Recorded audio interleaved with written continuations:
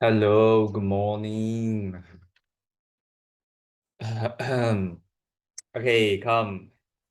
Sunday also can see me. Very lucky, you all. Okay, so other people Sunday want to see me to pay money.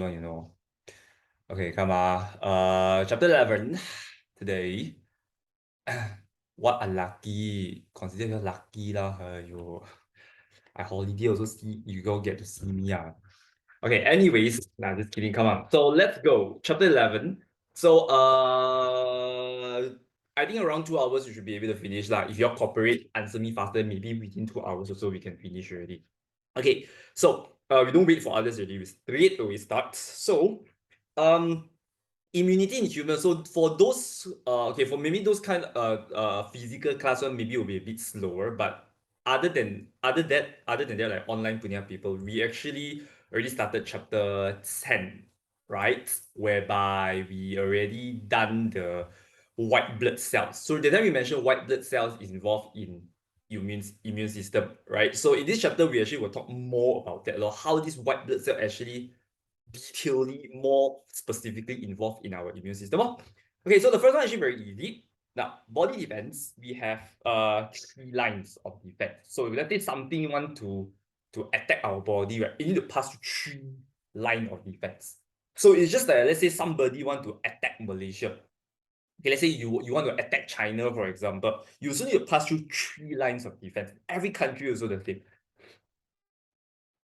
Okay, so people coming in.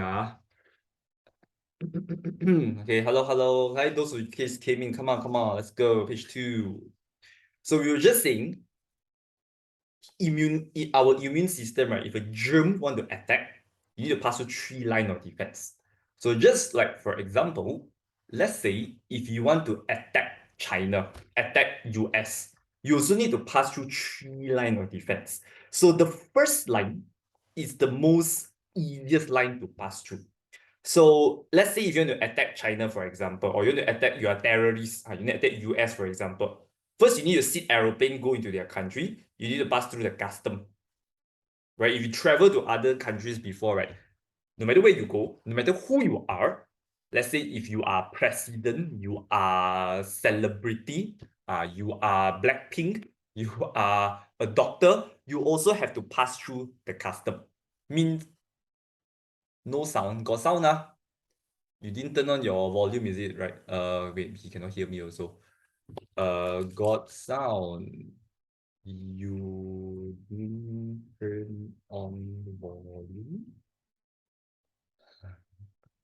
Everybody can hear, right? Got sound, right? Everybody here can hear me. You.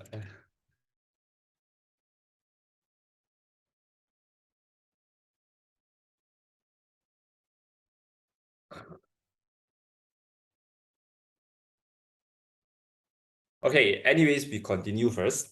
So, yeah, like I said, no matter who you are, right, you need to pass through the custom whereby they check your passport, see your face. If you look like a good guy, then they let you pass through. If you look like a terrorist, then they will detain you, they will stop you first. So, first line of defense, they say it's not specific.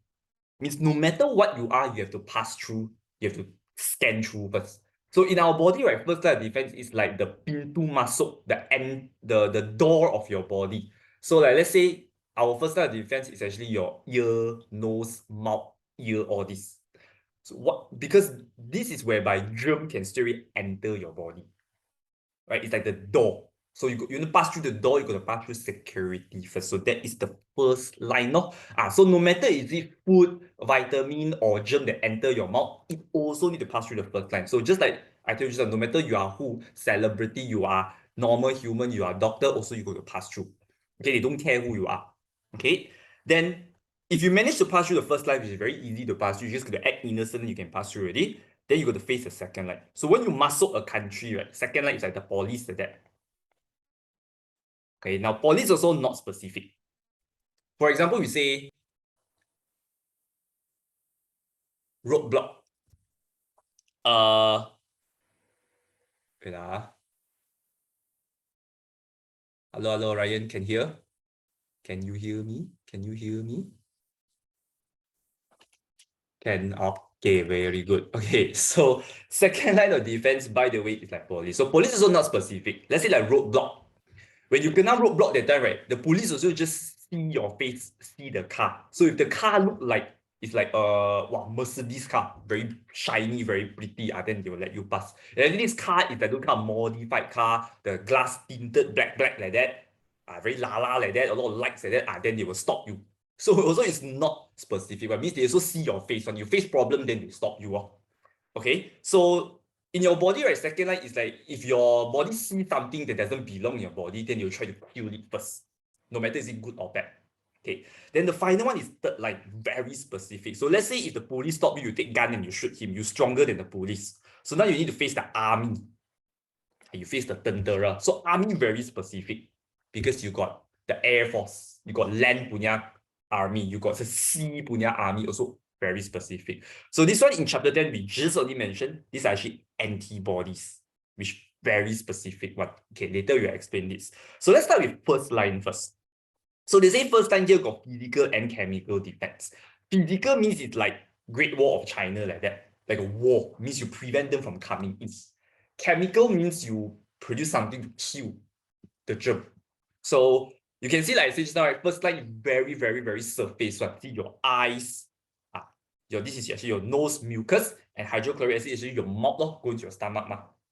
So let's say you've got bacteria enter your eye, got dust enter your eye. What will happen is you still will very pain and got tear come out, right? If you kena the red eye disease before, right, your eye actually a lot of tear, a lot of the eye wax there. Yeah, because all these things contain an enzyme called lysozyme. Lysozyme is the enzyme that can destroy many kind of bacteria. So first line and second line, right, this enzyme is very common. So you just use this enzyme to kill anything that they see that doesn't belong into your body. That's why it's not specific. No matter who, I also use the same thing to destroy them. So you can see mucus. Mucus is your nose the base the nose, your 打印移动 So like every time you have like let's say dust in the room, or let's say you got allergic reaction, you start to sneeze, then you sneeze a lot of mucus because you probably inhale a lot of like germs into your nose, and your body try to produce mucus, which contain the same enzyme lysozyme to destroy the bacteria. Why you sneeze is because your body try to sneeze out the germ, and at the same time produce mucus to kill it. Now hydrochloric acid is mouth, so eyes, nose, mouth. So when you eat that time, sometimes your food got bacteria. So when the foods go into your stomach, just like we learned in chapter 9, your stomach got hydrochloric acid. This acid can destroy a lot of bacteria. And this is actually example of, okay, so all this is chemical because lysozyme is a kind of enzyme, so this is actually chemical. Hydrochloric acid is chemical. Blood clotting is actually physical. So physical actually mainly is your skin. So bacteria and germs, virus all cannot pass through your skin. This is like a wall like that. So physically, you cannot pass through. So blood clotting is a physical defense because when your skin got cut, there's a hole already. Means bacteria can enter. So blood clotting prevents them from entering. Nothing much this one. Okay. Then the most important one, the most important first line defense is actually your skin. Question like to ask skin a lot. So I like prepare an example question here, and then we do fill in the blanks. So we treat this as straight away we do skin punya question. So question will ask like, how skin is involved in first line defense? Or how skin prevent entry of bacteria, prevent of microorganism. So skin, you got chemical and physical. Okay, so let's talk about physical first. Like I say just now, germ cannot pass through your skin because your skin is actually quite thick.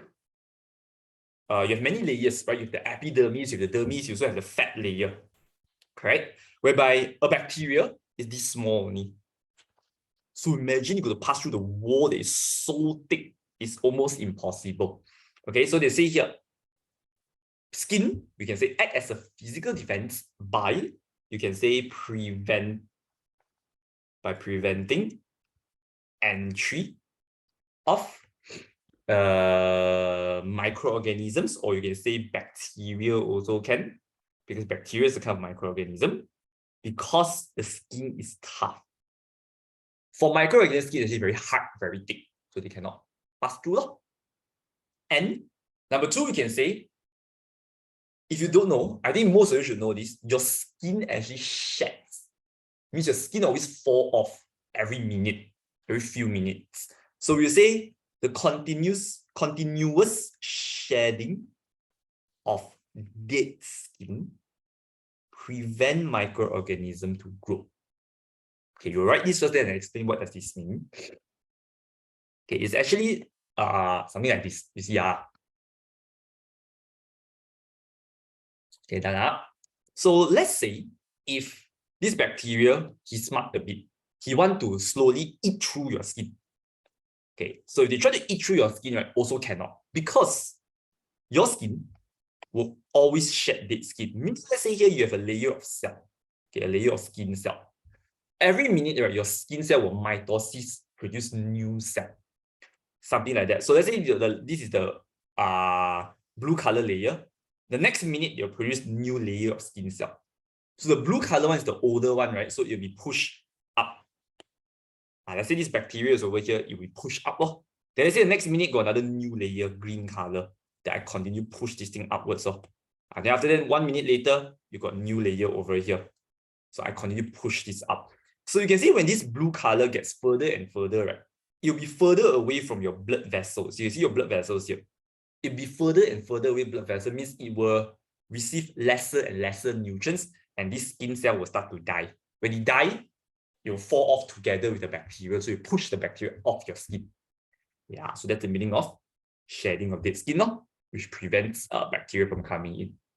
Okay, then the second one, chemical defense. Now, this one will be slightly more commonly asked, slightly harder a bit.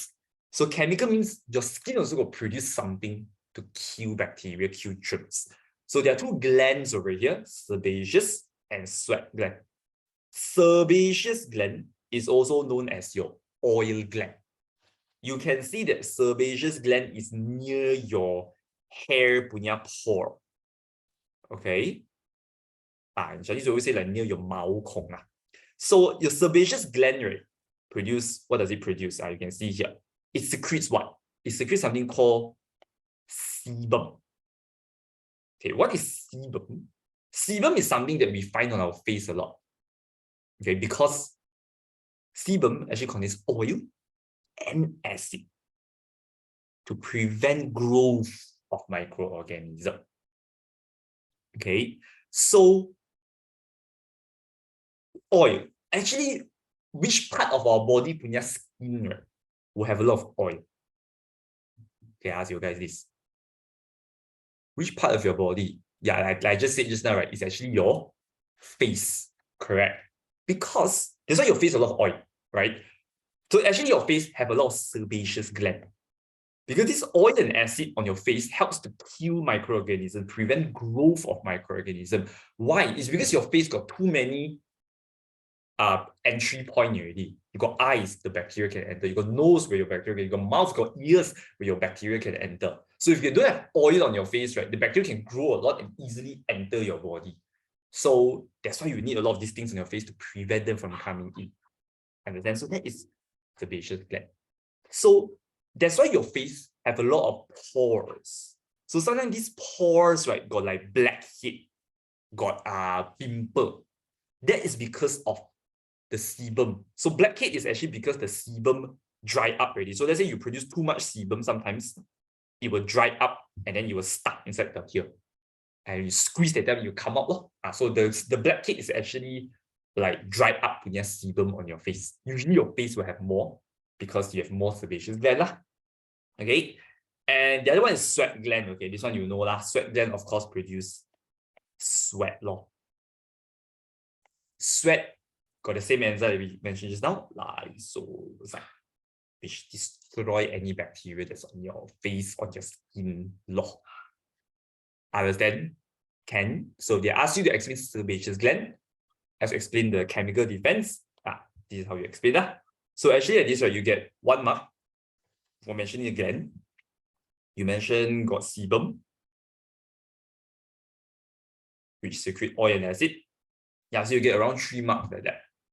But sometimes question already will give you this one. Yeah, so you won't get mark for the gland. Okay. Yeah, so this, okay, we talk a bit more about this sebaceous gland. So actually, right, sebaceous gland, the sebum, right, also relate to your pimple on your face. So sometimes your face got pimple, right? Because especially when like during puberty, right, okay, due to hormone imbalance, right? So your hormones suddenly increase a lot because you're having puberty. You will have like more of the sebum being secreted. So sometimes this sebum, right, will trap a lot of bacteria inside, and then your pore could become infected, and then you'll become a pimple eventually.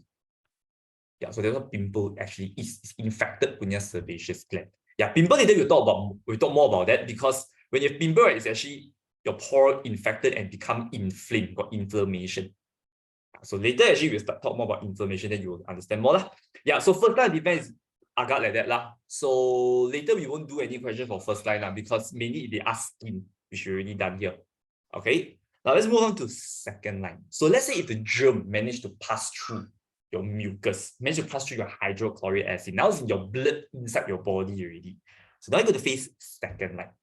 So the first thing is called fever. So fever is like an alarm like that. So if your body detect a germ in your body, then the alarm will ding, ding, ding, ding, then your body temperature will start to increase. That's called fever. So fever actually is not a sickness, but it's more of a reaction in your body. They react towards the virus, towards the bacteria that enter your body. So alarm, like that. So fever means your body temperature increase, right? Becomes hotter. Like let's say you're 37, now it becomes 38, or even higher sometimes. Depends on how severe the infection is. So fever mainly does this. It increases phagocytic activity and fight against pathogen. So for those who are already teach chapter 10 this week, we already mentioned, right, phagocytosis. So if you forget what's that, phagocytosis is the process of your white blood cell eating bacteria, eating microorganisms. So if your body is warmer, phagocytosis will be more active. So it's like when your body temperature increases, your phagocytosis got bacteria in your body. So you will more actively go and find germs to eat and destroy. Yes, so that's the second line. No, it's like all now the terrorists enter your country already. So now got more police come out and find the terrorists, find the bad guy, something like that. Okay. So okay, this one we don't write in our exam, but it's also one of the reasons, but not really a solid one, because they say when your body temperature increase, right, your body also try to use the high temperature to kill pathogens. If you don't know what's pathogens are basically bacteria, viruses, means microorganisms that cause disease. So your body try to use the heat to kill the pathogens. However, 1 degree Celsius hotter is not going to do any damage actually. So yeah, mainly we will say this. Okay, so next, the phagocytosis process. So what you need to know here is you must know how to explain the process. So the process here is very similar to your Form 4 Chapter 2, the amoeba phagocytosis, if you remember. The amoeba eat the food one. It's not exactly the same, but quite similar. Okay, so by the way, there are two kinds of phagocytes. So phagocytes are the one that involved in phagocytosis. Phagocytes are these two white blood cells. Okay, for those who already teach your chapter 10, remember who are these two white blood cells or not? Your phagocytes. Remember I told you white blood cell, remember as Ben likes Melissa, or Ben likes me. So your N and your M is your phagocyte, right? Yes, which is your neutrophil. This one is your neutrophil. Got 3 lobes of nucleus one. 1, 2, 3. So it's called neutrophil. No, it's not lymphocyte. M is who? M is your monocyte. So these two are your phagocyte. So I told you already, see this one got the nucleus here, got the M shape one. That's monocyte. So they are usually one of the first white blood cells to arrive at an infected area. Let's say if you've got bacterial infection in your throat, your sore throat, now your throat pain. So usually these two white blood cells are the first one to pass come here, try to kill the bacteria there. Okay. Now the process, very similar to Form 4 Chapter 2. Okay. First, if you want to eat something, they need to extend their arms, so-called the pseudopodia, remember? Yeah, so same thing, huh? They extend their pseudopodia, engulf, means eat the bacteria. Once the bacteria is inside the phagocyte, that time we say the food inside amoeba will form food vacuum. Okay, here we don't call food vacuum, we call it as phagosome. Forms around the bacteria. Then the next point is the same. You have then a lysosome will come attached to the phagosome. Just like that time we say lysosome attached to food vacuum. Here also same. Once they attach already, right, you see their name will combine. Phagolysosome. So you say when lysosome attached to phagosome, it forms phagolysosome. Lysosome is the one that secrete the enzyme lysozyme. Also, again, second line of defense also got lysozyme. So the lysozyme will then kill the bacteria inside. And then done, finish already.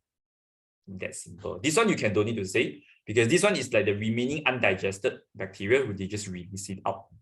Nothing much. So very simple. Pseudopodium, engulf, form phagosome, lysosome attach, form phagolysosome, secrete lysozyme, kill bacteria. Easy. Now next, inflammation. The pimple that we were talking about just now. Okay, if you don't know what's inflammation, inflammation occurs when your specific part of your body got bacterial infection. Sore throat, when your throat pain, then got swelling, that is a type of inflammation. When you got ulcer in your body, also is a kind of inflammation. Sometimes when your wound, let's say got bacteria infect your wound, then your wound bengkak, got red, that is called inflammation.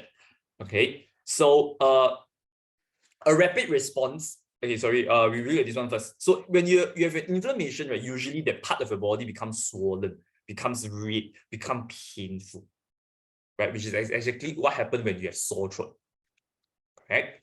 So why does this happen?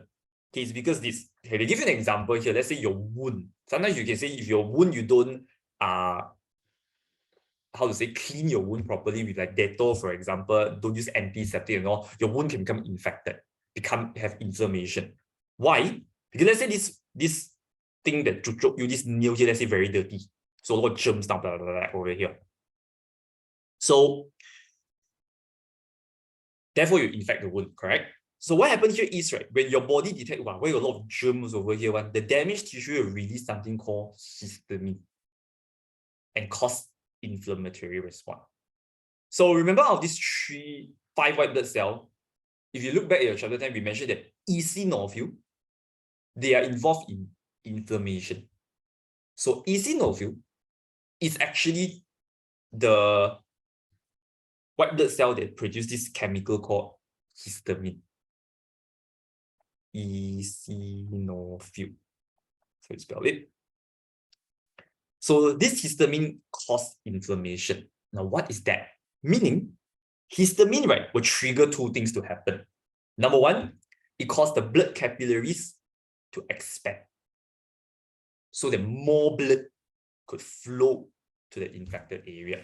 So it will cause this area punya blood vessel to bengkak. That's why you have swelling, because the blood vessel here, let's see, here's the blood vessel, when it come to here, will bengkak. Like that. Why? Because as they say here, they want more blood flow. So the blood can flow to here faster. Now, why I want more blood? Because your blood inside got white blood cell, got phagocyte. So white blood cell can be transported here faster. Number 2, it also increases the permeability of the blood capillary. As you can see in the diagram here, if it's more permeable, right, your white blood cell all can come out. See, the phagocyte can come out and start to eat all the bacteria over here. And number 2, they say is for clotting factors, mean for blood clotting, which in chapter 10 we'll learn about this. Okay, so these 2 things can come out. So clotting factor, of course, help you to clot the blood because you got an injury over here. Phagocyte, of course, carry out phagocytosis, like what we mentioned just now. Okay, so why inflammation will have swelling? It's because your blood vessel expand. Why sometimes become red? Because you got more blood flow over here. And yeah, of course, when they're swelling, there will be pain. Okay, so when you have sore throat because you got bacteria attack your throat, then your throat pain, swollen because of this thing. You got ulcer because you got bacteria infecting the tissues in your mouth. That's why you got ulcer, got swelling, got pain. Same thing. Sometimes your wound, if got germs, also same thing, it will become swollen. And then, right, sometimes when we say your wound got infection, your wound becomes swollen, sometimes you can see what will form around your wound after a few days. You have a lot of what? No or not? Sometimes you see your wound, few days, like very disgusting. A lot of this thing will form around there. No one's there or not? Know what I'm saying? You have a lot of this, okay, a lot of this yellow color stuff that will form at your wound. Know what's that called or not? Okay, in BM is called Nana, correct? Not plasma. In English, it's called pus, which is just like a pimple, the yellow pus. Chinese is nong. These yellow things will form here. So why after inflammation you have this thing? Now, if your inflammation is much more severe, then yeah, you have pus. Not necessarily you have pus. Pus is actually consists of two things. So pus will usually form, sometimes will form, whereby it consists of two things. Number one, dead bacteria. So if there's a lot of bacteria there, then pus might form because of too many dead bacteria already. Not just dead bacteria, and also dead phagocyte. Because if the phagocyte come out, right, they'll be too far from the blood vessel. Sometimes they cannot go back. Then they just die there.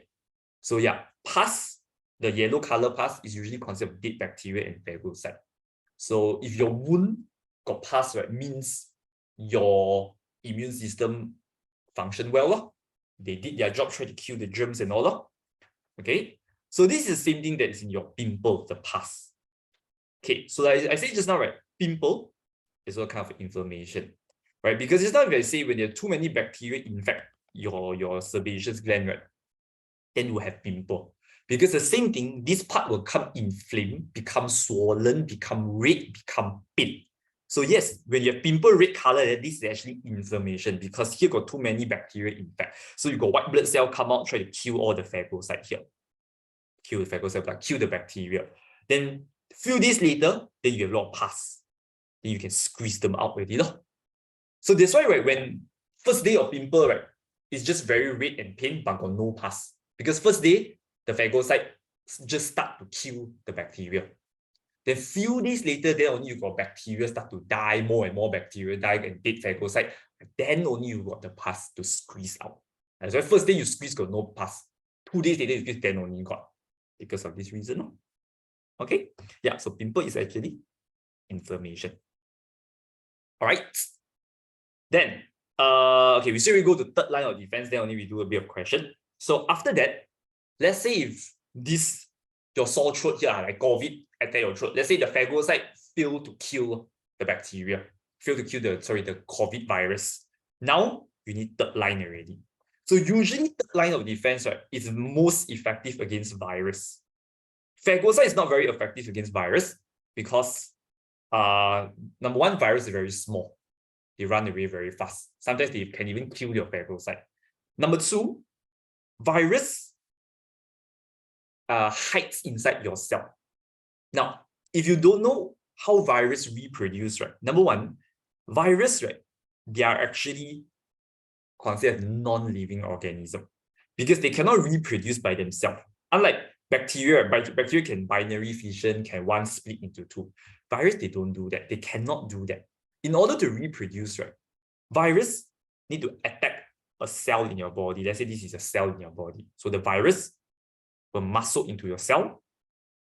And then this is what virus will do. Now, virus actually got hide inside red blood cell. Okay, not red blood cell. They won't attack red blood cell. They attack usually other cells in your body because red blood cell got no nucleus. When they attack a cell, right, they need to find the nucleus of the cell because nucleus of the cell got DNA. So they will sort of hack the DNA of the virus. So they will inject their DNA, so that their DNA will take control of the DNA of the cell. Then the virus DNA is inside this nucleus already, right? So this virus DNA will control the ribosome, control the Golgi apparatus, all to produce more virus inside the cell. So last time we say you got protein to produce enzyme. So instead of using the protein to produce enzyme, the virus control the cell to use the protein to produce more virus. So that's how they reproduce. So virus is like zombie like that. Zombie is actually dead human, but they're alive at the same time. But they still can move like virus like that. So zombie, let's say here got zombie, right? If zombies want to spread its kind, it needs to bite another human. So it needs to infect a host. Same like virus. If they want to reproduce, they need to infect a host cell. They need to inject their DNA in this cell, then only this virus can reproduce, and then this virus will come out from the cell and attack more cells. So of course, this cell will eventually die because it's gonna attack by the virus. And this virus will attack more cells, so it means it will do the same thing to other cells. And that's how the virus slowly spread into your body. That's why first day when virus go into your body, you got no reaction. Because it's still attacking the cell. Then a few days later, your cells all start to die, get more and more virus, and then you start to feel sick. Okay. So, just like in chapter 10, we mentioned, okay, if you guys already learned chapter 10, third line of defense actually involve this white blood cell called lymphocyte. Okay, it's one of our white blood cells here, the L over here. Lymphocytes are the one that produce antibodies. And this is how antibody works, remember. Virus punya surface got a lot of this thing called antigen. These spikes on their body. In order to destroy a virus, right, you need to produce antibody which can bind onto the antigen and then pull it apart to kill the virus. Understand? So antibody are produced by lymphocyte. And as I said, antibody is very specific, meaning different virus punya antigen, the shape is different. So therefore, your lymphocyte will produce different kind of antibody to fight different kind of virus. That's why it's specific. So like I told you before, if let's say this is virus A, the antigen maybe is like this. So the lymphocyte need to produce antibody that is this shape. If the virus is this shape, the antigen, then I need to produce this shape punya antibody. That's why it's specific. Okay, so that's what's the meaning of antigen and antibodies. Okay, antibodies are the proteins found on the pathogen surface. Antibodies destroy the antigens. Okay, so first, remember, okay, we start from here. How does antibody work? So let's say if you got infection in your body, lymphocytes will be produced, a lot of lymphocytes will be produced, which is come from your lymph nodes. So the two most common lymph nodes is actually at your neck here. That's why sometimes you got infection, you feel your lymph nodes here become swollen because they start to produce a lot of lymphocyte. Okay. Then the main thing here you need to know is we have two types of lymphocyte. Lymphocyte T and B. Okay. Let me draw a diagram here to explain. Okay. We don't use the picture here. I draw one for you. Right. So remember just now we said that virus, they need to attack a cell in your body. Right? So when the virus enters your body, this cell, we call it as an infected cell. Usually when they're attacked by virus, they will die very fast already because the virus attacked them. Okay, so like I say, the virus here attack the nucleus, inject its DNA into the nucleus, and then produce virus.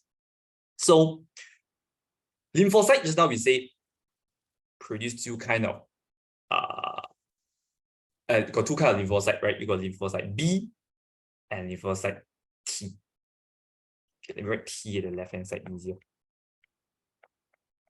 Now, lymphocyte T punya function is to attack cells that are infected by virus. So when they see these cells infected by virus, right, they will produce a kind of enzyme to destroy this whole virus, this whole cell, including the virus. Now, how does T lymphocyte know this cell is infected, right? It's because when a cell is infected, right, it will it will show the antigen of the virus on its surface. Meaning, it knows it cannot attack, it's going to die already, right? So it will take its antigen, show on the surface.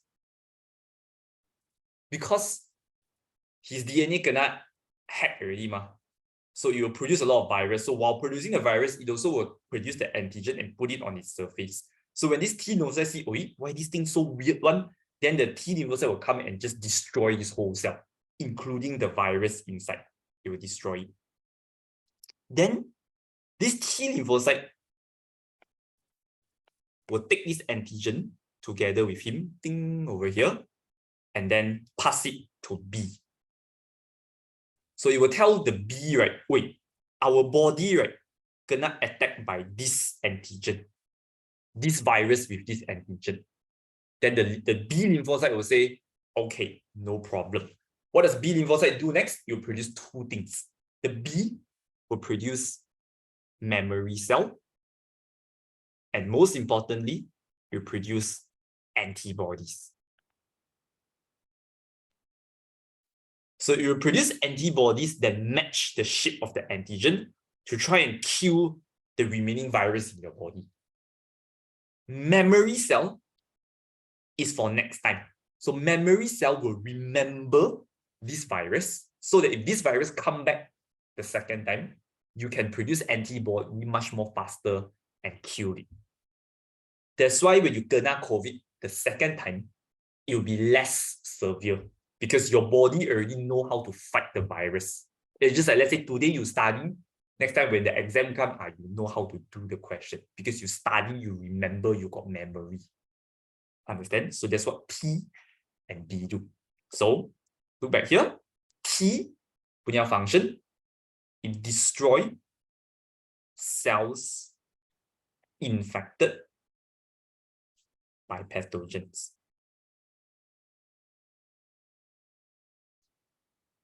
Then the T will go and find the B. So the B will be stimulated by T to produce. B stimulated by P to produce, of course, two things: antibodies and memory cells. So antibody is for today. Memory cell is for next time. Okay, so that's why they say the last one here, memory cell remains in the body and will produce antibody immediately if the same pathogen attack again. Okay, so this is also like vaccine. Vaccine actually stimulate your body to produce the antibody and memory cell. So your body can remember the virus without even getting it. Okay, we'll talk more about that later. Okay, so for this diagram here, you can see 4, 5, 6. You can see here 4, 5, 6. So here a bit different now. Okay, I put here killer T and helper T. Actually, your T lymphocyte got two kinds, helper T and killer, but we just learn this as T in our syllabus. So T destroy an infected cell, and then it will pass the antigen to B, like I told you just now. Then B will produce two things, memory cell and antibody. Okay, we're going to ignore this plasma cell. We still really say produce antibody can already. And that's it. Okay, ma, over here.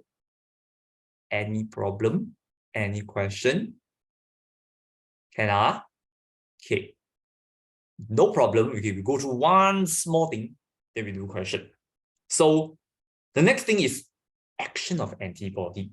So antibody, there are few ways they can kill a pathogen, can kill a bacteria or virus. So these are the methods over here. Okay, so I'm going to go through one of them now. The first one, agglutination. So just remember the word glue. So this is the most common method of antibody.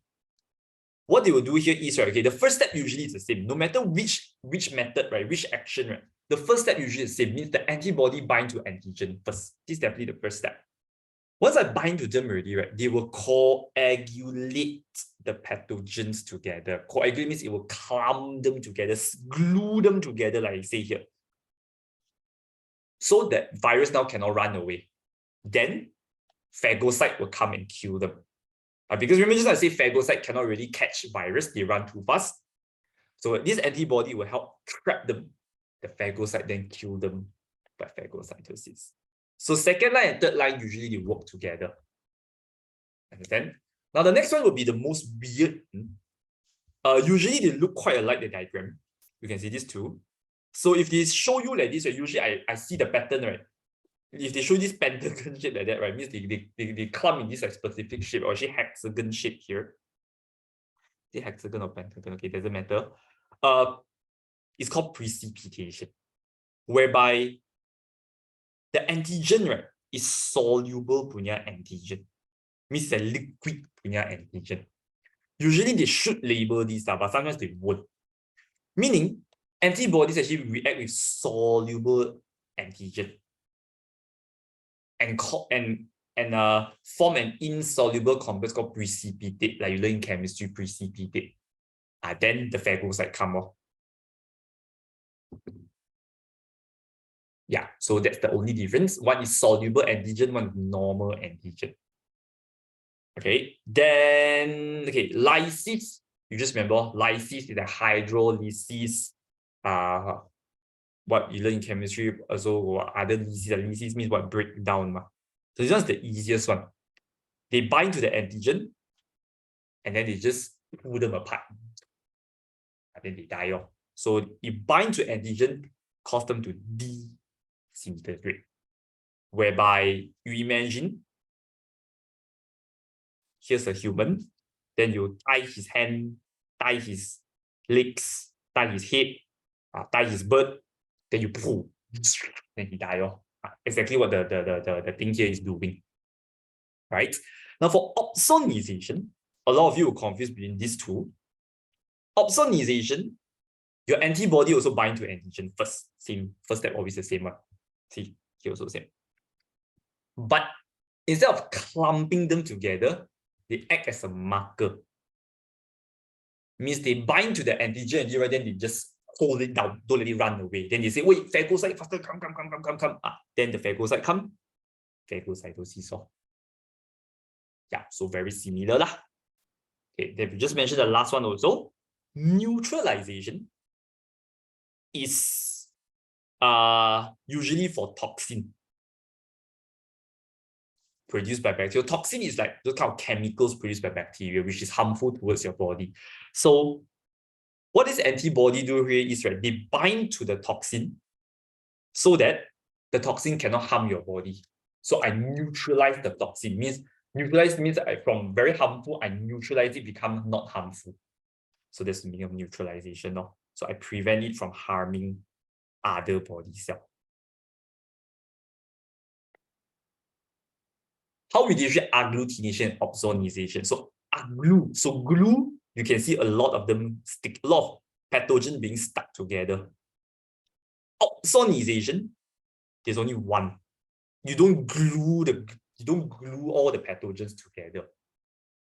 Understand? So you only have one, then you just mark on it, you bind on it, make X marker, that's it. Don't have glue or don't have clump more.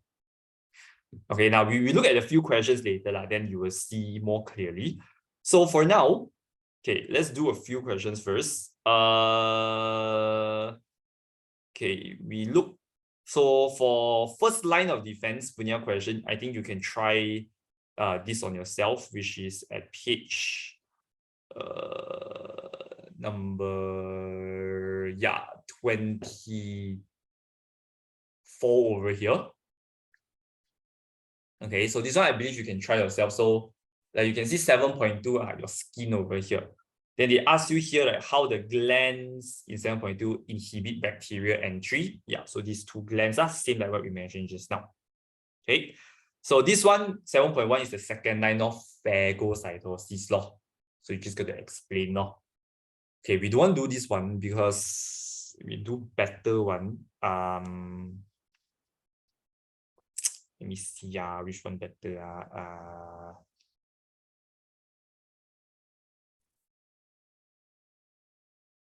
Okay, you come and look at this one lah. Okay, we do your essay lah. Okay, we write a bit more today. This one here.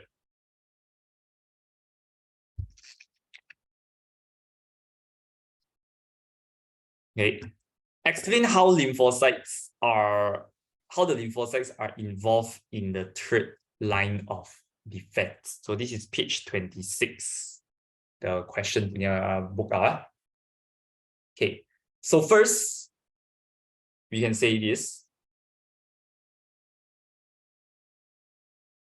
Okay. So first, you actually can say what's the main function of lymphocyte. Okay. So you can say lymphocytes, they actually produce, you can say specific antibodies to destroy specific antigens. Then, like I already show you here, you just mentioned what is the two types of lymphocyte over here. So you can say there are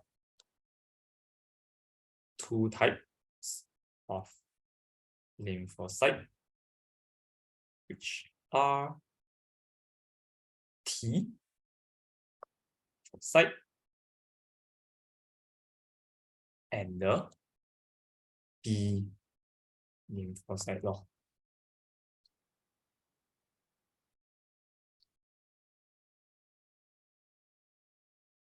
Okay, then because you see how you know third line 5 marks, so of course could explain what does T and B do specifically. So T lymphocyte, what they do, remember or not? So let's say got a lot of virus, mainly remember antibodies, third line defense is involved in the killing virus. So virus usually attack your cell. Yeah, so T lymphocyte will destroy this infected cell. So you just say your T lymphocyte destroys cells infected by pathogens. 1 mark, easy. Then remember just now we say, right, when the T destroy, here got emoji also. Okay. So when T destroy the B, then T destroy the pathogen, it will then tell the B to do what? So T will say, wait, B, we got a problem. Then what did it tell the B to do? Yeah, it will tell the B to produce two things. Number one, antibody for today to kill the virus in your body now, and also for next time, the memory cell. Right? So we will say here,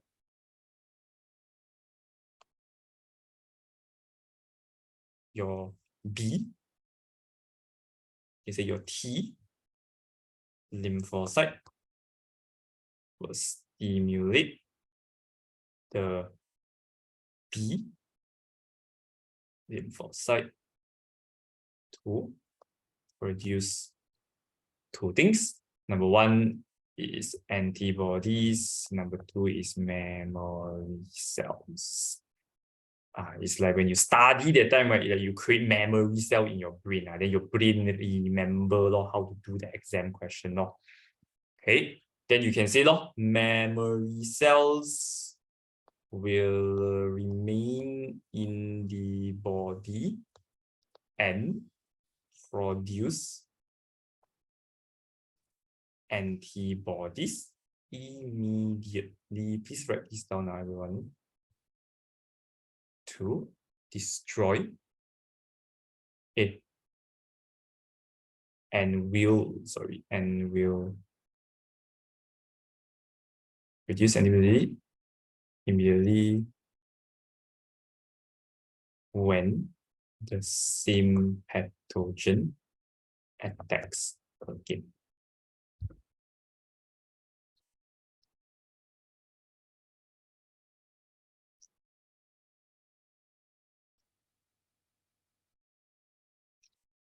And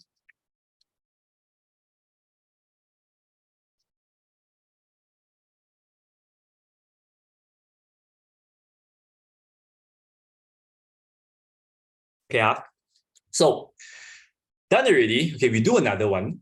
Okay, we look at the next page, question 11, page 27. Will these notes be given? Yeah. This one is actually in your in November, you'll get it. Chapter 10, 11 together. Okay, yeah. So you will get this, don't worry. All right, you can see next, you got Jung Hao riding bicycle. So they say, 6.1 show Jung Hao falling down on the road from his bike. So stupid, who rides a bike like that? Okay. Need to screenshot stupid paper. Okay, can. Nah. Screenshot boleh. Nah.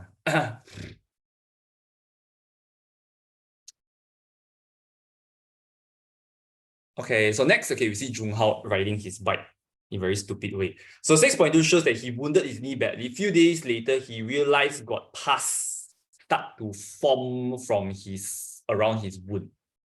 Okay, so this is how your physics teacher rides his bike. So they say here, why pus forms around Jung Hao's wound? So 5 marks, you cannot just say, because yes, dead phagocytes and dead bacteria. So basically, you got to say where the phagocyte and bacteria come from, which means basically you got to explain what process. You got to explain what process caused this to form. What process are we explaining here, guys?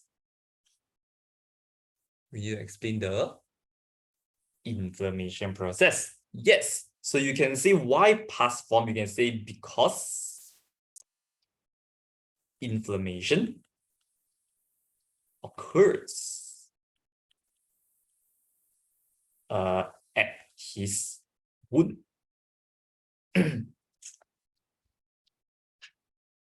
So whole thing you got to say. So when there's inflammation, first, what will be produced? What chemical will be produced? What chemical actually causes this inflammation?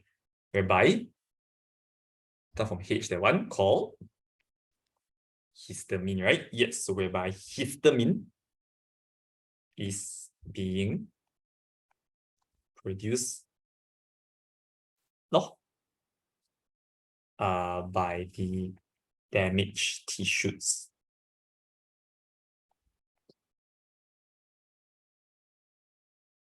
So histamine will do two things, right? What does histamine do? Number one, it causes what? So remember, when inflamed at time, you must think what happened to when there's inflammation, you got swelling and red, right? Because histamine causes your blood vessel expand, that's why swollen. So you can say histamine causes your blood vessel to expand so that more blood will come here, flow to the infected area.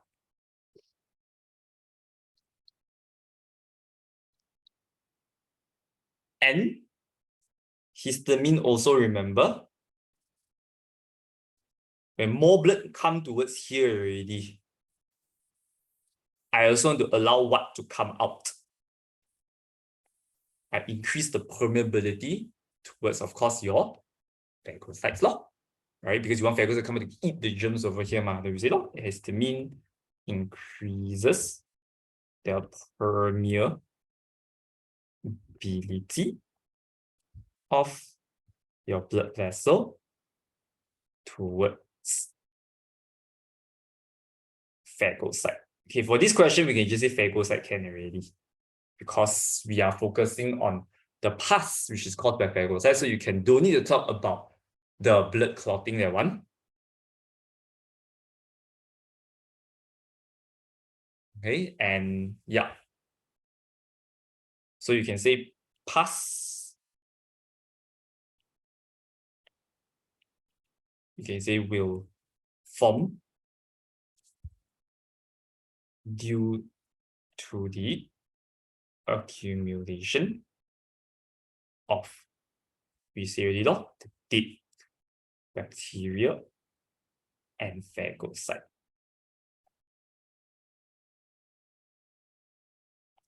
Done.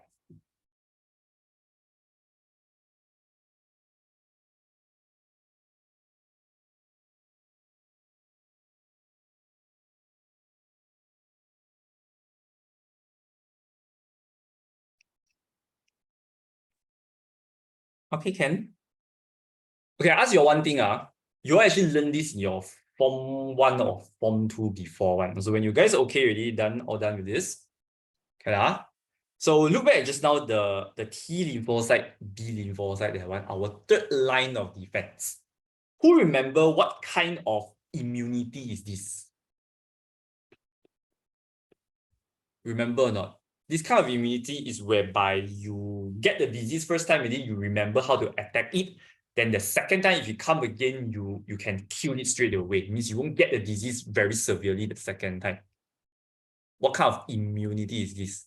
Yes, very good. Cinnamon, Ashton also good. It's called natural active immunity. So you'll get to active passive immunity later. Yeah, but this is called natural active. So why would they call natural? Because you get the immunity naturally. Like you fall sick, you recover, and then you get this immunity. So the meaning of active, right? Okay, so you say natural active. So natural means you don't get any injection. Active means it's the immunity whereby your body own self actively produce own punya antibody. Okay, so this thing, okay, why I want to tell you this first, because the next question we're going to do, I relate to this thing. You can see page 28. Means the same question 11A just now here, now 11B. They say Mike contracted COVID last year, suffered from severe symptoms such as shortness of breath, pneumonia, but managed to recover from it.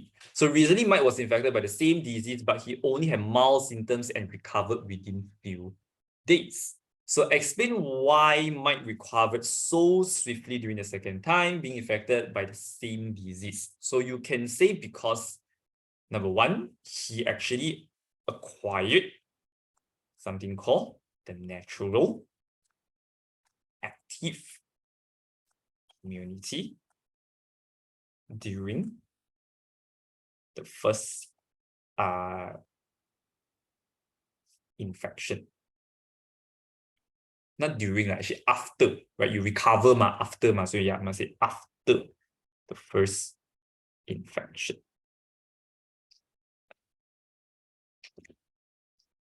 Then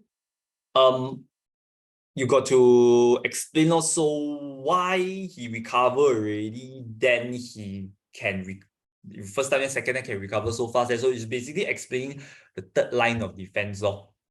Okay, so you can just basically explain the whole thing. So like during the first infection, you can say the T lymphocyte, what does it do? Destroy cells infected by the COVID. Okay, you also can say this.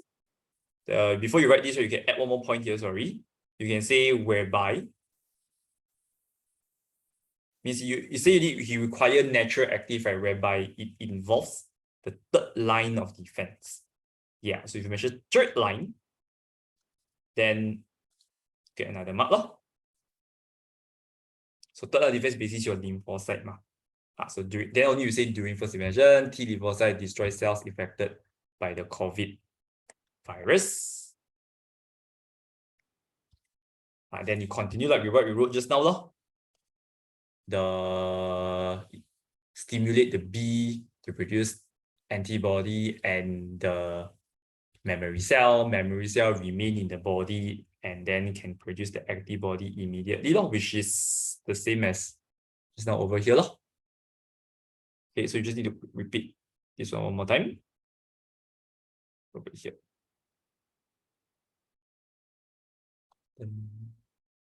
Okay, so number 4, T lymphocyte then stimulates B to produce antibodies. Memory cells then remain in the body to produce antibodies immediately. Can. Okay, so that's how we get the 5 marks over here. You need to mention its third line of defense, don't forget. Okay, so you mention natural active, it's the third line, and you involve the lymphocyte. Okay, good. Okay, so if can, let's have another look here. Okay, we do one more, then we can go back in front to finish up one last few more things there. All right, on you look at okay, now we look at the action of antibodies, that one. So on you look at page number 16 first, page 17 first, question 5. Once you finish that one, okay, you write one more time, that one, just now that one.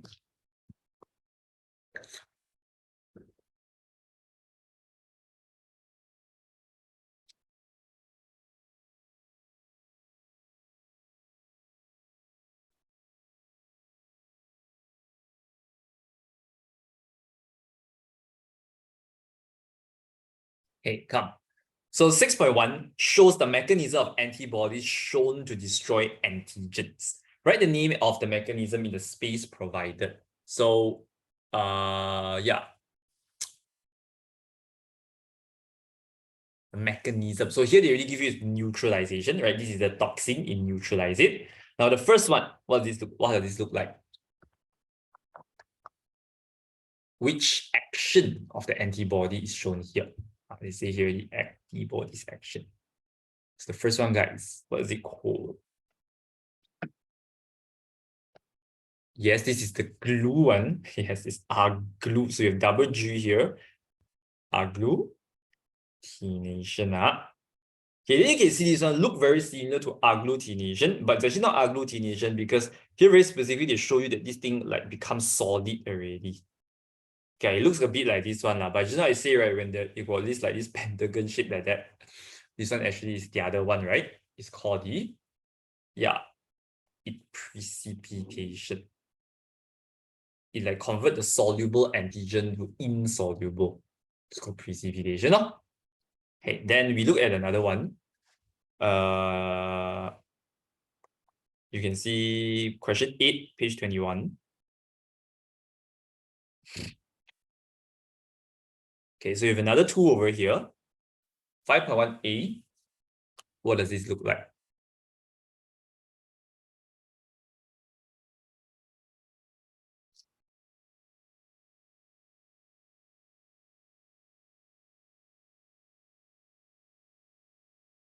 So it binds the antigen, just like almost all antibody does, and then you can see that these things then become into pieces already. So yes, very young, correct, Ashton, very good. Lysosomes, they tear them apart already, gone already. So this is actually lysosome.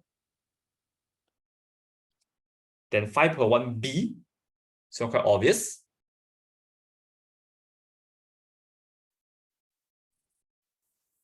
You can see is the everything glued together, lor.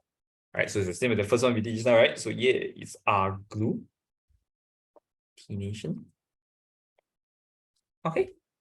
Now, so let's say they ask you to we do this one first. A1, name the cell in the body that produces antibody. Okay, this one's so simple. Who produces antibody? Which cell in your body produces antibody? You cannot say white blood cell. You write white blood cell is wrong. You must name the specific white blood cell. Yes, which is your lymphocyte. If you write lymphocyte, they can accept. You write B lymphocyte, also can. But if you write lymphocyte, it's not wrong. Okay, we practice how to explain a bit these two. So let's say if the question asks you to explain the mechanism.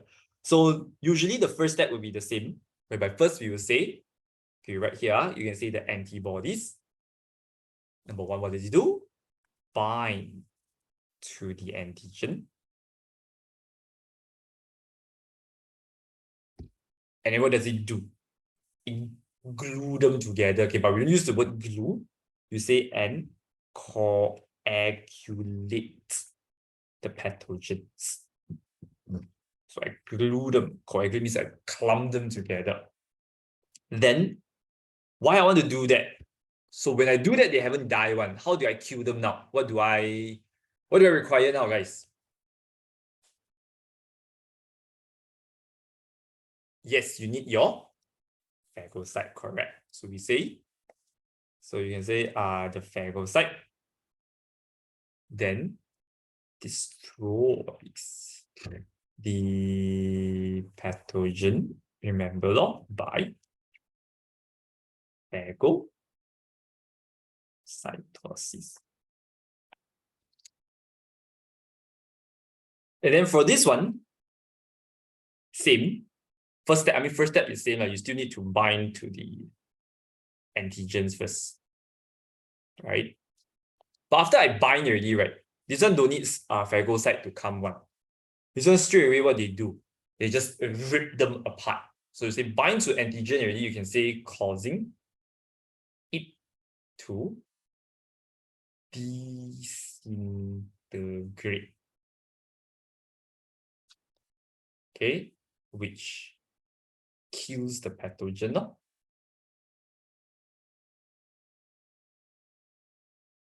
Because you pull them apart, they will die already. So for actually just now the opsonization or that one act as marker, that one, right? The only difference between opsonization and this one, right, is you need to change this one. So instead of coagulate them together, opsonization, you just act as a marker only. So that's the difference. Okay, guys. Right, so I think we can move on to the last topic already for today. 11.3, let's go, page 6.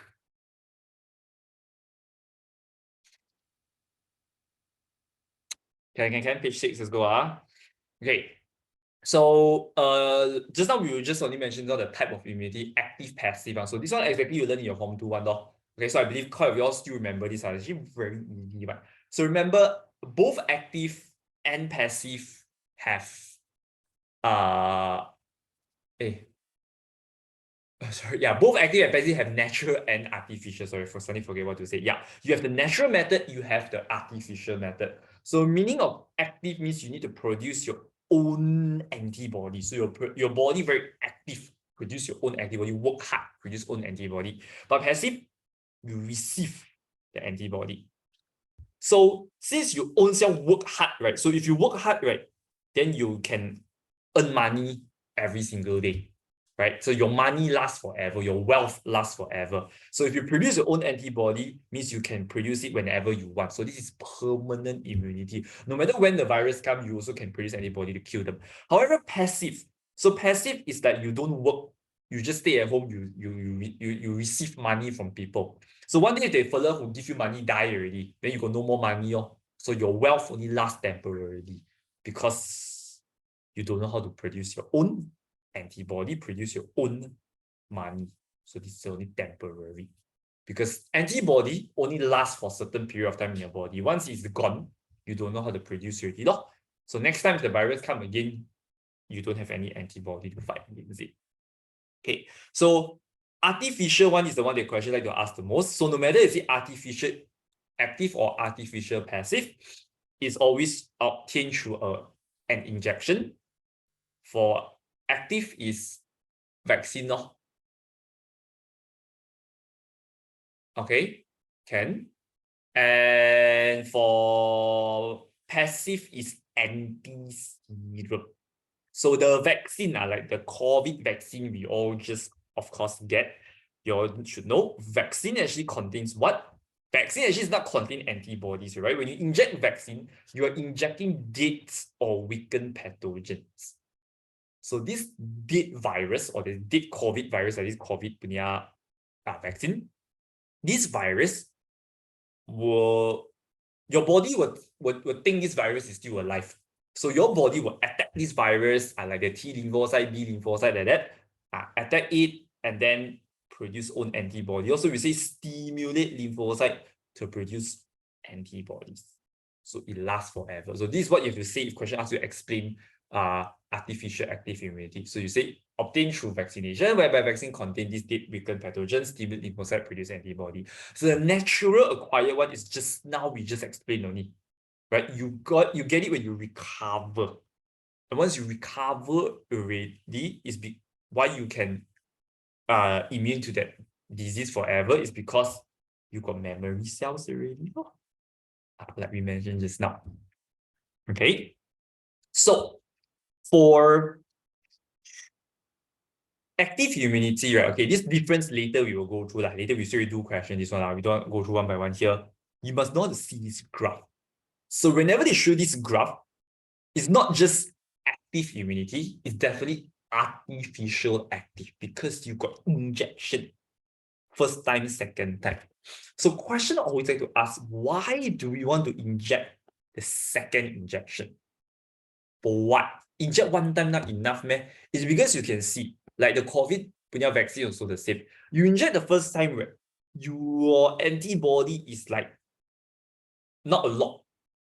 So every disease, right? There's a certain level of antibody you need to reach to prevent the disease. So this level is called level of immunity. Yes, to achieve the immunity level. So if you reach this level of antibody, then only you can stop this virus, stop this disease. So the second injection, right, will stimulate your body to produce even more antibodies.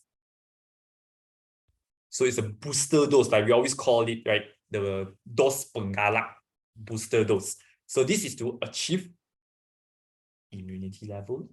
So this level, when you achieve it, you are more likely to immune to this disease. So probably that's why when you inject first vaccine, right, they say this is only what partial immunity. You're not really immune to the disease. Then you're still quite vulnerable to it. But after second time, then you should be very immune towards it. So here are the example of vaccine, besides COVID that we all recently get. The one you get it as a baby, BCG vaccine, to prevent a disease called tuberculosis, which is a bacteria that infect your lungs. It's like COVID like that. COVID infect your lungs. This tuberculosis virus also infect your lungs. So the symptoms are quite similar actually, just that one's virus, one is bacteria. So BCG vaccine, actually, if you look at your shoulder, left-hand side, there's this mark. So that is actually BCG vaccine. Everybody has it. In Malaysia, it's compulsory. Every baby must have it. Then you have something also called hepatitis B, where actually all babies actually born after don't know which year, 1990 or 1980 something, all also have this, which is a vaccine to prevent a virus that attacks your liver. Then of course chickenpox. HPV vaccine, this one is girls one. Because HPV vaccine is to prevent cervical cancer, which is of course only girl can have it.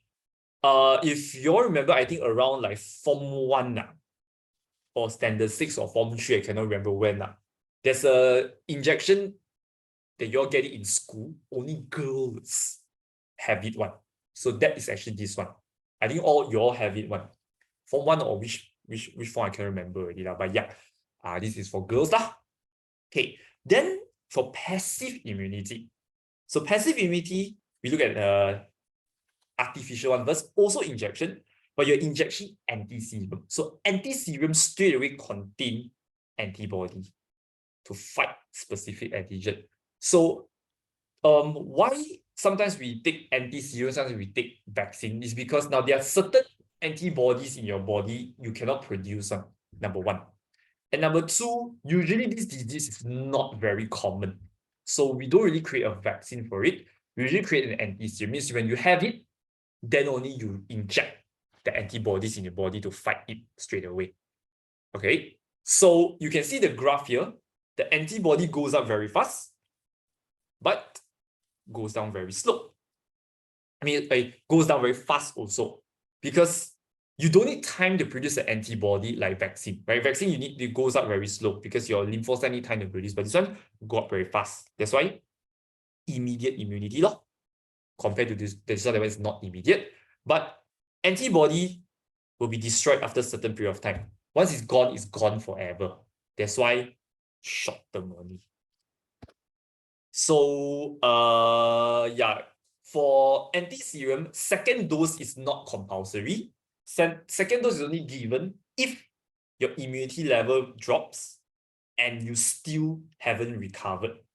Then you inject the second time. So question always like to ask, what's the difference between the second dose of anti-serum and the vaccine? So vaccine is to boost more antibody, but second one for serum is to if the person's still infected and it drops below immunity level. So example will be like anti-tetanus, which to prevent tetanus. Tetanus Chinese we call 破伤风, whereby it's usually you get it when you have a very bad infection, like I say a rusted nail, you cut by a rusted nail. So when you go doctor might give you anti-tetanus as a precaution. And also have anti-venom, like to kill the venom of the snake in your body. So anti-venom is obtained from snake. So your body cannot produce anti-venom because we are not designed to. Snake won't be infected by their own venom because their body got anti-venom. So we get anti-venom from snake. Different snake got different kind of anti-venom. So we get it and then usually they store in hospital. So that let's say today you cannot bite by cobra. Then you go to hospital, say, I cannot bite by cobra. Then they give you cobra punya anti-venom. So you won't die. Okay? Then naturally acquired one means you naturally obtain this antibody. So there are two methods actually fixed already. One is breast milk and placenta. Means when you're still a fetus that time, you get antibody from your mother's placenta naturally. And when you baby that time, you drink your mother's milk, also you get this antibody naturally. Understand? Okay, so we just finish off with these few questions over here. Okay, we start one very easy one first. So this is immunity one. Okay, the easiest one will be something like you can see page 13, question 2. After we do this one, we do a few state trial.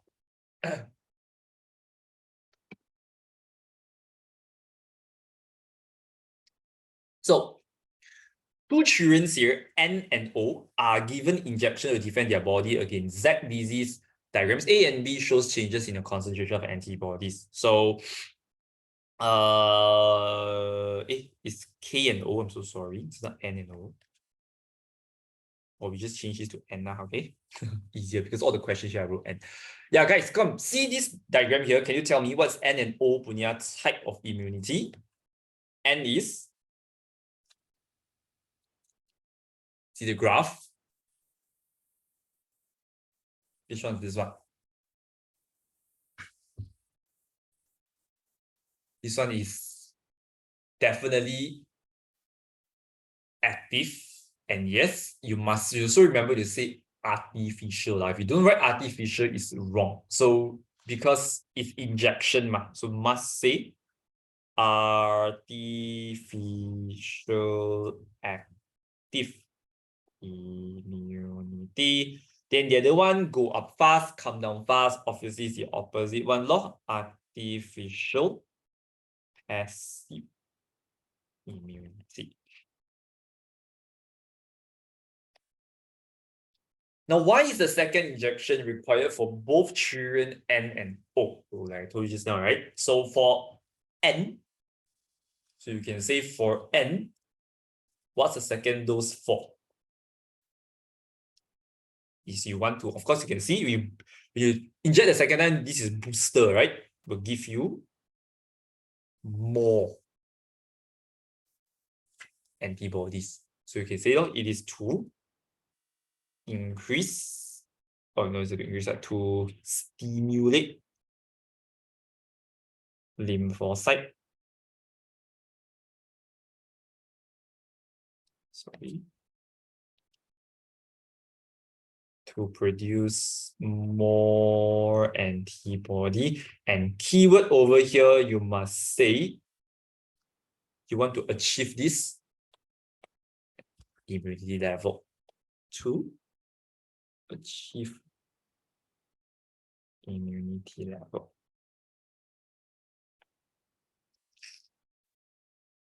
So for O, like I said just now, the second dose is usually not compulsory. It's only given if, number one, it drops below immunity level, and number two, you still haven't recovered. If it drops below immunity level and you recover, then yeah, fine, it's okay. You don't need the second dose. So you must say drop below and haven't recovered. Must write both.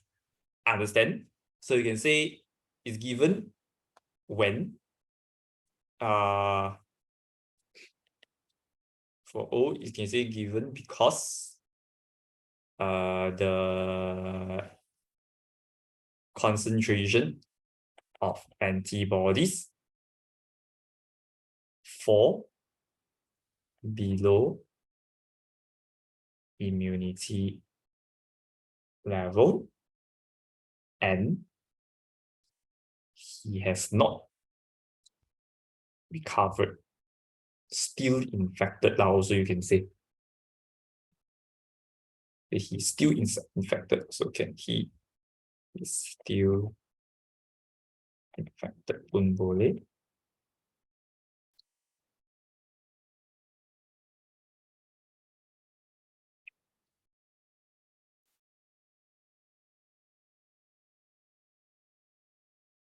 After 7 weeks, which children have achieved the immunity? Explain your answer. So after 7 weeks. So obviously, who have immunity after 7 weeks? You can see here, right? After 7, who is above immunity level? Yes, definitely child. N, right? Why? Why N? So how do I explain it? Why I have immunity?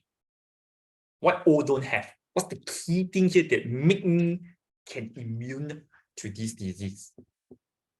What we going to say?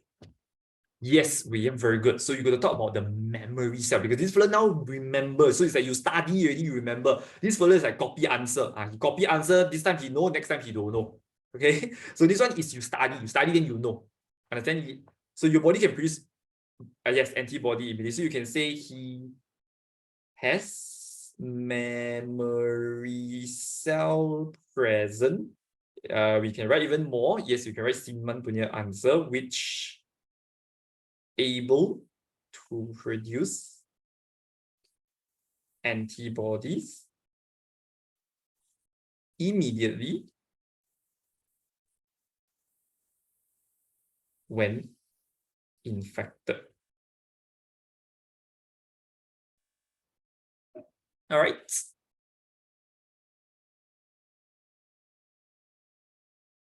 2.2 shows a mother breastfeeding her baby. Explain the type of immunity that the baby acquired. Now, 3 marks. We need to explain it. So, yeah. Of course, drink milk. So it's called what? Yes, it's a natural thing, right? So you must say natural. You receive antibody. Natural.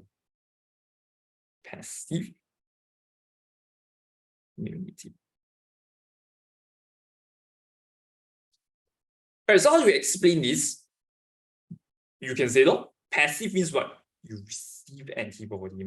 So you can say, oops, the baby, of course, receives antibody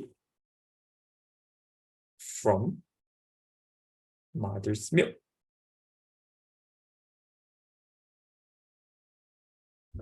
So then you explain one more. You can say, no, which provide temporary immunity.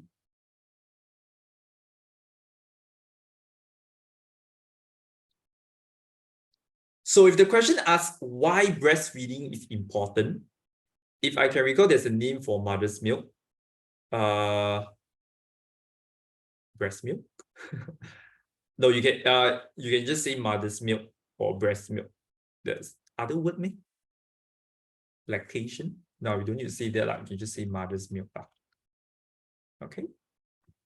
Yeah, so if the question asks what is the importance of mother's milk, why you say, like, for example, they might ask like why mothers are advised to breastfeed their child. So the one you can say because he has antibody. And number 2, right, because babies, they are still new to this world. They never kena sick before. So the baby is like a kertas putih. Have got nothing written on it. You got this BM punya peribahasa, right? So therefore you got no antibody. That's why it's important for baby to have breast milk because baby don't have any antibody. It's very weak against disease. Yeah, so this thing will provide temporary immunity. Okay. You can do the next one, 3, number 4 yourself. These are all very similar question. Colostrum.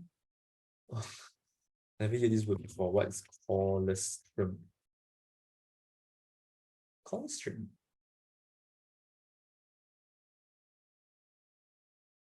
Colostrum is the milk it's the first milk that your body produces during pregnancy. It's breast milk. Yeah, but don't have to be okay. This one we can donate already. This one, okay, the term too susah already. Actually, you can just say mother's milk. Yeah, don't have to write that. So yeah, that's colostrum. Okay, anyways, let's look at the next one. Okay, we do a bit of state question right now.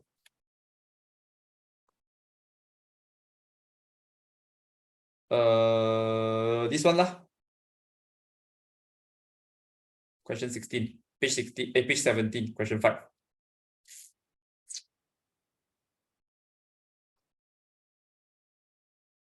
Okay, so you have same this kind of diagram again. Uppercut journeys, what type of immunity is shown? Same thing. Okay, let me just briefly go through. So you can see this is actually a state trial, right? Exactly the same kind of question. So you should be able to do this yourself, right? So X, you can see go up slowly. So this one is the artificial active law. Y is the artificial passive law. Y second injection required by X and Y, same as just now law. You want to increase stimulate lymphocyte produce more antibody, reach immunity level. This one is you want when the person ever recover and drop below immunity level, then you give him the second dose. So these two same exactly. Okay. Now this one, after that we got one topic called AIDS. Why AIDS patients do not have antibodies against the disease? So you all heard about AIDS before, right? If you get AIDS, very easily you will die. And there's no cure for it. There's no vaccine for it also. Because, right, AIDS virus, this virus, right, actually destroy your lymphocyte. They destroy T lymphocyte to be exact. Meaning you got nobody to stimulate the B to produce antibody. Yeah, they attack your immune system. Specifically, they attack your T lymphocyte. So if your T lymphocyte die, you got nobody to stimulate B to produce antibody. So what happens to people who have AIDS, right? Basically, their immune system will become from 100 to 0. Because if all their T lymphocyte die, meaning their body cannot produce any antibody. Like let's say simple punya cough, flu punya virus also you cannot defeat. So people who have AIDS, right, they will die due to many kind of disease because their immune system gone already. So people who have AIDS will have also a lot of other disease, like maybe hepatitis, they maybe have tuberculosis, the COVID comes also, they will die very easily, for example. So why do they have antibodies? Because you can see the AIDS virus, which is called HIV virus. Later we'll talk about this a bit before we end. Destroys T lymphocyte. Or you can just say lymphocyte also can.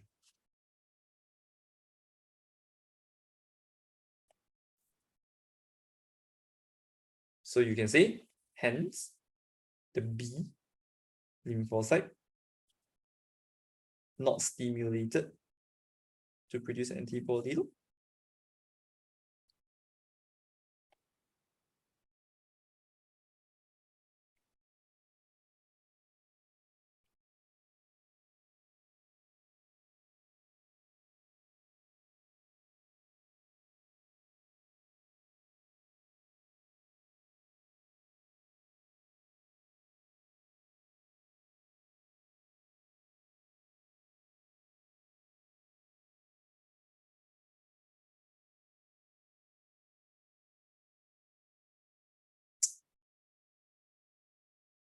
Okay, next one. Come on. Describe two differences between the type of immunity obtained by individual X and Y. So, all right, just now we didn't do difference, right? Come on, let's read now.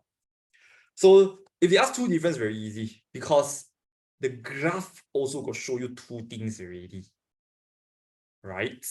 Whereby X, this one go up slow, this one go up fast. So, what is this?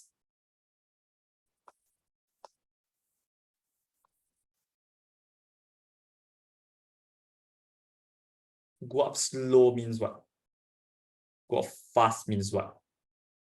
Means how fast they achieve immunity. Lo? Yes, immediate. So this one is immediate. This one is not. Lo? Because this one, today you inject, today you get the antibody, today you immune. But this one, you take a bit time, right? So you can say Y achieves immediate immunity, but X does not. Some more. Now, even though Y immediate immunity, right? But Y punya immunity how? It only lasts for short term. Like I say, if you copy answer, next time come out the same question, you don't know how to do one. But if you study yourself next time cover the same one, you remember forever. Yeah, so temporary and long-term immunity. So Y has short-term or temporary immunity, but X has long-term immunity. Okay, so we just do a few more. A few more.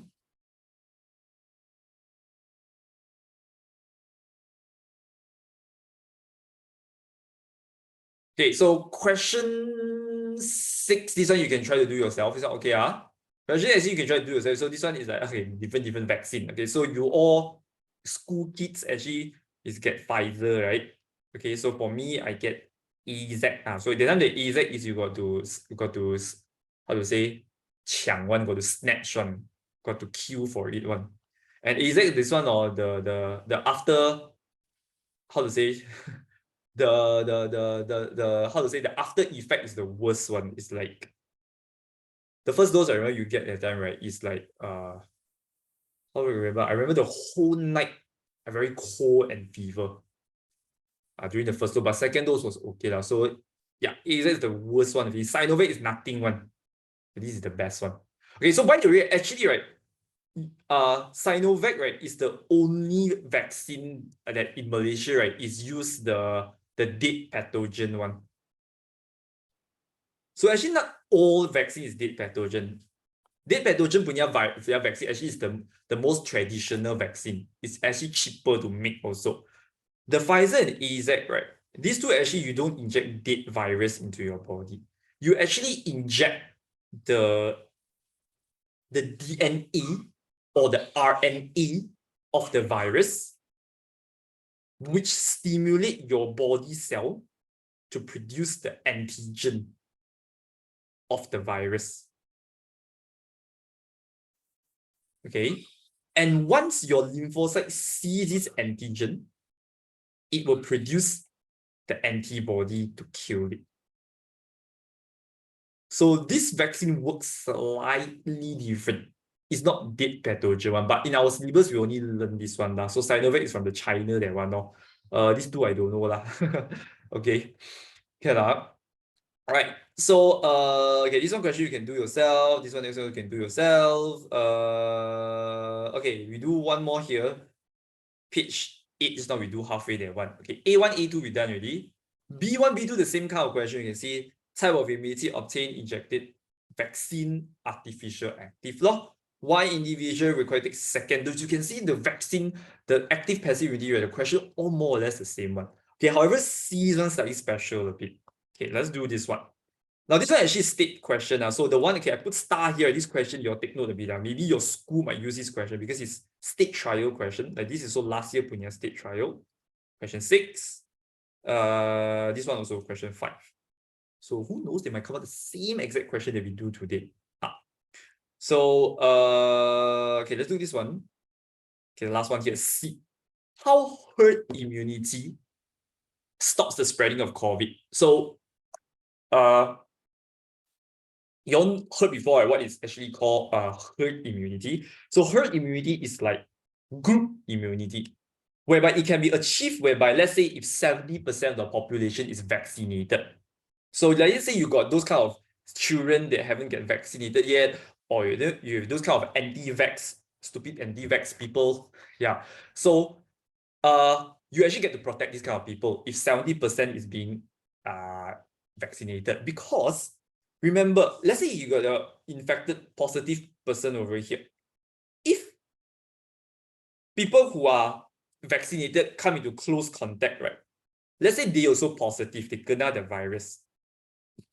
The good thing is, right, their symptoms will be much more milder because they can kill the virus faster in their body, meaning they are less likely to spread the virus. Hence, even though this person come in close contact with her, she will less likely get the virus, less likely it will spread to them. So therefore, once they recover, then you will break the COVID-19 chain. You stop spreading already. So the virus lesser and lesser. So the people who are infected get lesser and lesser. So this is what actually happening now lah. So more people vaccinated, the virus spreading rate decreases. So you got less people become positive. But like, let's say last time without the vaccine, that time, right, they spread very fast, right? So let's say if this person positive and he's not vaccinated, very easy this person will spread to here, and just keep on spreading. That's why the time the case can go up to what 20,000 and so on. Okay, so the question here asks how herd immunity can stop the spreading. So you can say when a vaccinated individual is infected,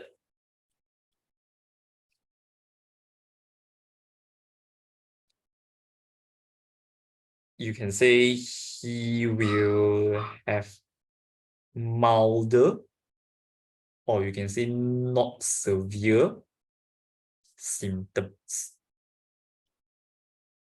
So meaning you don't cough like that. So you don't cough a lot, you don't spread a lot lah.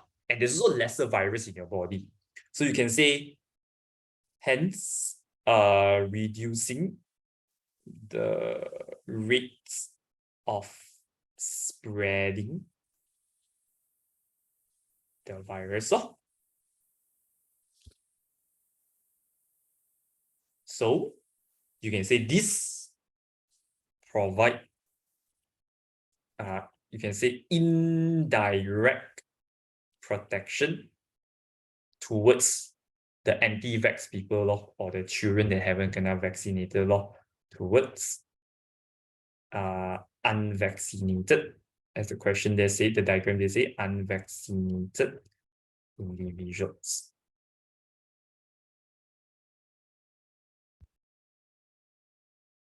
So therefore, you break the COVID-19 chain. So you can say, yeah, so this actually breaks the COVID-19 chain. You can say that. So the main thing here you must say is you got less severe symptom and reduce the rate of spreading. That's the main thing.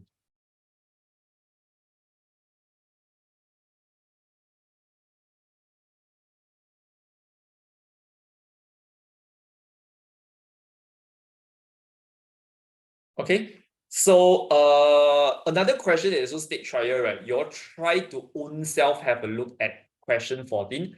If got time, right, maybe in normal class I might do this. Yeah, depending, because I think chapter 10 maybe for November, maybe 3 weeks plus a bit can finish. So maybe you have a little bit more time. If got time, you will do this. If not, you still own self go and see the answer, because this is actually a strict trial question. Quite easy also if you look at the answer. So you own self try to do this one. Okay, quite simple one also. You can see like here they ask you second and third line defense. Yeah, so own self go and see. Then we just go through a bit more the HIV virus. The AIDS, that one, then we done with this chapter already. Yeah, easy. Come, page number 8. Okay, here you just listen to me a bit lah, then we done already. Okay, see, less than 2 hours settled. Now, so like I said before, every system will have a problem, a disease. So the disease relating to our immune system is the AIDS, 艾滋病. Acquired, it actually stands for acquired immunodeficiency syndrome. So immuno means immune system. Deficiency means your immune system is lacking. Like we mentioned just now, this virus, HIV virus, kills your T lymphocyte, right? Which means your antibody lesser in your body. So by the way, HIV is the virus that causes AIDS. Like coronavirus is the virus that causes COVID. One is the virus, one is the name of the disease. So, like we mentioned, is now virus needs to infect a cell. HIV virus destroys T lymphocyte. To be specific, is helper T, but you don't need to say that. Helper T is the one that stimulates the B, that one over here. Specifically is this one. But yeah, we just say T is good enough. So, just like all virus, they reproduce inside the T and destroying them in the process. So as time passes, your T lymphocyte get lesser and lesser and lesser. So they say as the T lymphocyte decrease, your body will then start to develop AIDS. Because you don't have T cell, means you got no more T to stimulate B to produce antibody. So they say you will succumb to a number of diseases. It's like now your immune system gone already. You got no more antibody protecting your body. So you get all sorts of disease, pneumonia, diarrhea, all sorts of fungal, bacteria, infection. Yeah, basically you die from everything. So at the end, we say your immune system collapse. Okay? And yeah, here just listen to me a bit. So HIV, right, the way they are transmitted is very weird. Unlike COVID, right, they are not airborne transmitted. So let's say if I got AIDS, I got HIV, if I cough in front of your face, I spit in front of your face, right, you won't get one. Okay? Because HIV, right, is inside your blood, inside your body fluid. So you only can transmit through body fluid, which does not include saliva. So body fluid is like blood and semen. Means the guy punya sperm there. So that's why they say if you simply go around and have sex with people, right, you might get AIDS. Because HIV is transmitted through sexual contact, unprotected sex. So like you like to simply have sex with people, then easy you will kena lah. Share those penagi dada, we always say contaminated needle. Because let's say if I got AIDS and I inject the dada inside my body using needle, then the needle got my blood, which might have the virus on it. If let's say I HIV positive, then if you use the same needle, then you will transmit the disease to him. And also very sad, right? If mother is HIV positive, the baby might get it through placenta or breastfeeding. So you can see, right, the common method that transmit virus, right, does not apply in HIV, like touch, share calorie, you kiss someone, you share the toilet seat, or even insect bite also. Yeah, a lot of people think, oh, if the mosquito bite a HIV positive people, the virus, what? Because the virus inside the blood, so you all think that the blood inside here will have the virus. Whenever I bite another person, it will transmit. Actually, no, because the virus actually will die inside the mosquito body. Mosquito actually their body can kill this virus, so it will not survive in the body. Okay, so therefore, here educate you how to prevent AIDS. In order to prevent AIDS, you need to how to say, you don't share needle with penagi dada means you don't do all these things Of course, this one you cannot avoid. But this one we can avoid, You don't simply have sex with people, okay? If you want to simply have sex with people, can use protection, You use condom and cover, so you prevent sexual contact, And also, educational program. Like right now, I educate you all. Okay, so before we end, right, I think I got this thing here. Let me show you whether I have it or not. Do I have it here still?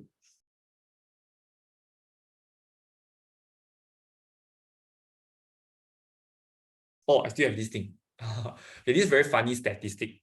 Okay, it's from 2018 one. Okay, here actually showing you changes in HIV transmission in Malaysia throughout the years. So last time, okay, HIV emerged during like the 80s, like that. Quite a new thing. So during the 90s, that time, right, okay, the most common way to transmit HIV, you can see here, 34% is through organ transplant, blood transfusion. So if I HIV positive, I donate blood or donate organ to someone, I might transmit this. So last time this virus was still quite new. So 34% of this transmit through like blood donation. They all still don't know how to prevent this. How to test the blood first. And also 61% penagi dada. Okay. Then after that, come to 2010, okay, the trend changed a bit already. So now you can see penagi dada drop a bit. People start to become more horny already.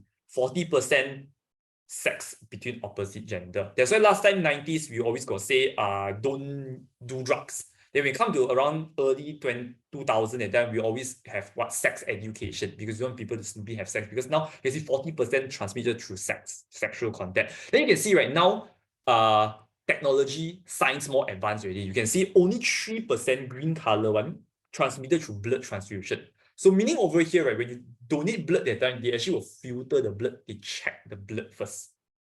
So yeah, science more advanced. Then when it comes to 2020, 2018, now recently now you all can never guess what's the most common method that transmit HIV. Okay, I let you all guess first. So you all can see over here, the pie chart over here, or maybe you can think of some. Okay, so the last one, in a million years or so, you can never guess one.